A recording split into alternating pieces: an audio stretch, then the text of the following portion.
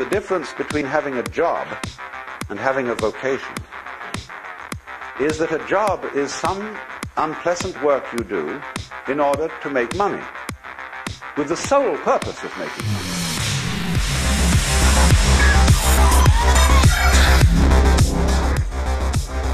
And there are plenty of jobs because there is still a certain amount of dirty work that nobody wants to do, and that therefore they will pay someone to do it. There is essentially less and less of that kind of work because of mechanization. But if you do a job with the sole purpose of making money, you are absurd. Because if money becomes the goal, and it does when you work that way, you begin increasingly to confuse it with happiness or with pleasure.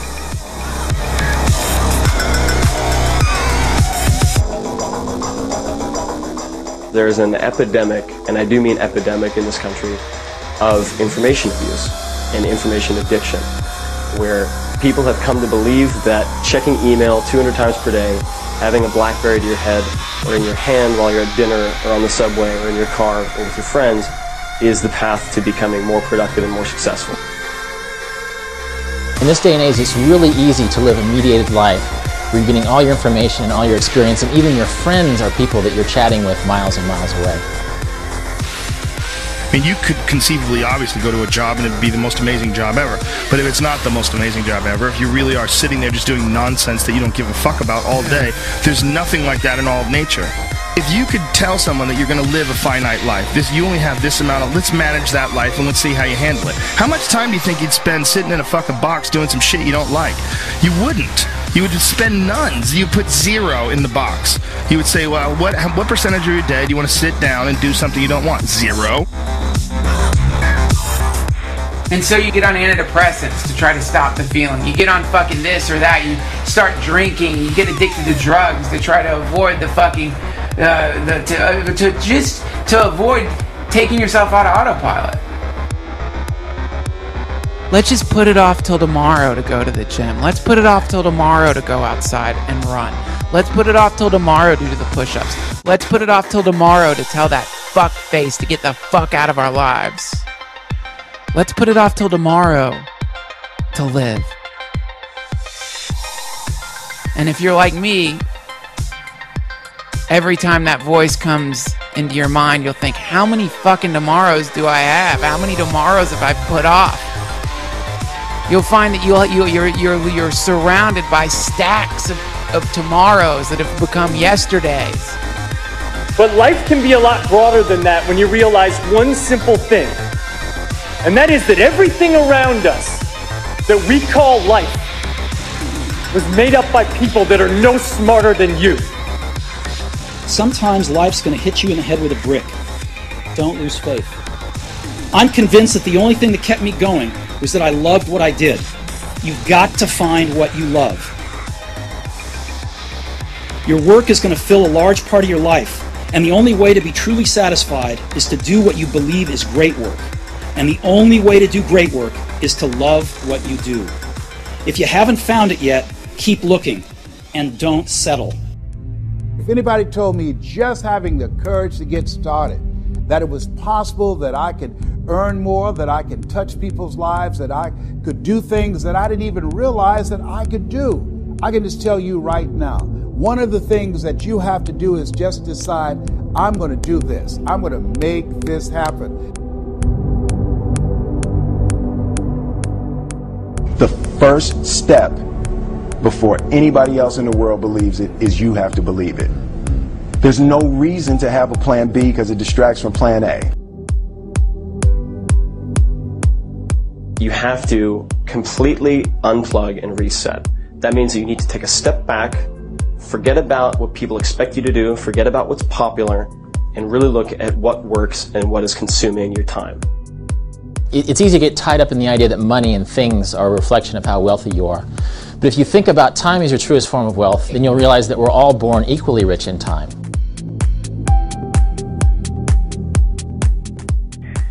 Life is an opportunity. Should we How much pressure should you put on it? How many places should you go? How many drugs should you take? How many sexual configurations should you experiment with? How many professions should you... and it depends, I think, the question is, how seriously do you take it?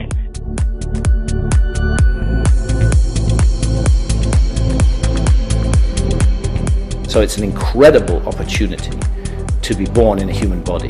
The whole biosphere is here to support us. 4 billion more or more years of evolution have led us to this point where we can make these very fine distinctions between good and evil, between darkness and light, where we can make choices that will impact upon us and upon others in profound ways. This is an extraordinary opportunity. So I would say, don't waste it. You know, you were given this chance. It's extremely improbable that we should be alive, that we should be here thinking, feeling, sharing. The fact that we're alive throws open the whole game, means anything is probably possible. Because almost everything, all external expectations, all pride, all fear of embarrassment or failure, these things just fall away in the face of death, leaving only what is truly important. Remembering that you are going to die is the best way I know to avoid the trap of thinking you have something to lose. You are already naked. There is no reason not to follow your heart. Being realistic is the most commonly traveled road to mediocrity. Why would you be realistic? What's the point of being realistic? It isn't how good you are, it's how wily you are, which was the Greek virtue of Odysseus, you know. That was always his epitaph, or his epithet, was he was wily Ulysses. You are in a sacred battle, and if you win this battle, this wrestling match, this combat session, this fucking mortal battle against this terrific foe, which can transform into so many delightful things, then you will climb out of it a warrior. There are things that you have in you that you don't even know, but until you get outside of your comfort zone, you will never discover it. You have something special. You have greatness within you. But in order to manifest your greatness, you've got to put yourself in a perpetual state of discomfort. Yes, you've got to challenge yourself. You've got to raise the bar on yourself. You've got to get busy. You've got to work your plan. Even if you've got a job right now, you've got to work yourself out of it. You've got to have an exit date where you say, hey, I've had it. It's time for me to do me, to pursue my dream, to work my plan, to implement the things that I want for myself and for my family and for my kids. And what is your legacy? What do you want to do for yourself? You can't connect the dots looking forward. You can only connect them looking backwards. So you have to trust that the dots will somehow connect in your future. You have to trust in something, your gut, destiny, life, karma, whatever. Because believing that the dots will connect down the road will give you the confidence to follow your heart, even when it leads you off the well-worn path. And that will make all the difference. And I like to think of travel as sort of a metaphor for how you live your life. Life is a journey.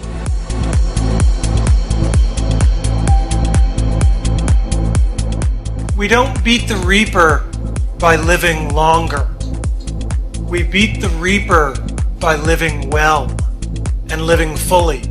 For the reaper will come for all of us. The question is, what do we do between the time we're born and the time he shows up? Because when he shows up, it's too late to do all the things that you're always gonna kind of get around to. Leaving your normal habitual life to go out and travel in earnest. Instead of taking a 1-week holiday, you take a year or 6 months or 6 weeks or 2 years or 5 years. But it's a way that you're going out sort of as a seeker, not really as a consumer on vacation.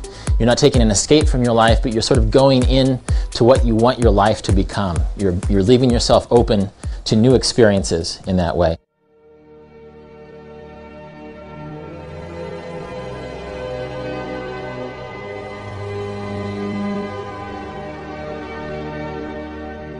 It is not the things we do in life that we regret on our deathbed.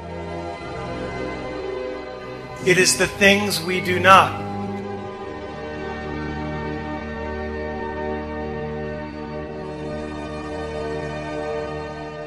No one wants to die. Even people who want to go to heaven don't want to die to get there. And yet, death is the destination we all share. No one has ever escaped it. And that is as it should be, because death is very likely the single best invention of life. It's life's change agent. It clears out the old to make way for the new. Right now, the new is you. But someday, not too long from now, you will gradually become the old and be cleared away.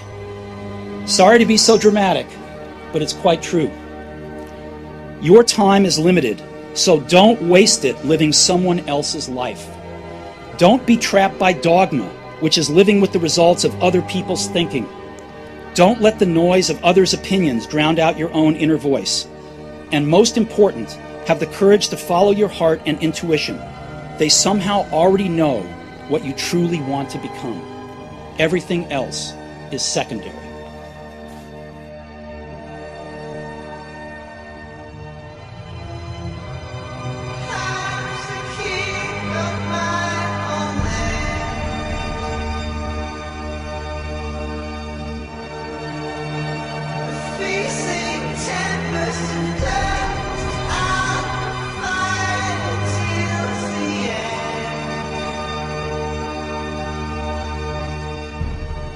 So live your life that the fear of death can never enter your heart.